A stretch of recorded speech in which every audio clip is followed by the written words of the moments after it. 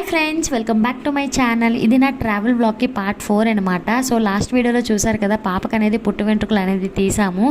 So చాలా అంటే చాలా ఏడ్చింది కదా. సో దాన్ని కొంచెం ఏడుపు ఆగిపించి బయటకు వచ్చి కొబ్బరి నీళ్ళు అనేవి తాగిపించామన్నమాట.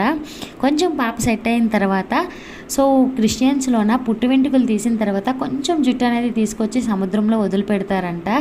సో మాకైతే ఏమీ తెలియదండి, మా ఫ్యామిలీలో ఎవరు క్రిస్టియన్స్ లేరు. అక్కడ పాపకి పుట్టు వెంట్రుకలు తీసే అతన్ని మేము అడిగాం నెక్స్ట్ ఏం చేయాలి అని అడిగితే వాళ్ళు మాకు చెప్పారనమాట.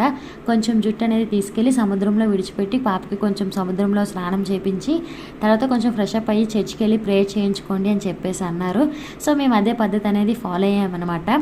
సో బీచ్ కాడికి వచ్చాము. ఇక్కడ మా పాపకి చిన్న ఫ్రెండ్ అనేది కలిశాడు. నా కూతురికి అయితే డాగ్స్ అనేవి చాలా అంటే చాలా ఇష్టం. ఫుల్ ఆడుకునేది, తర్వాత కొంచెం సముద్రంలో ఆడుకుంది. సో తర్వాత నేను పార్ట్ 5 అనేది అప్లోడ్ చేస్తా. పాపకి అక్షరాభ్యాసం చేశాను, ఆ వీడియో కూడా చూడండి. ఈ వీడియో నచ్చినట్లయితే వీడియో లైక్ చేయండి.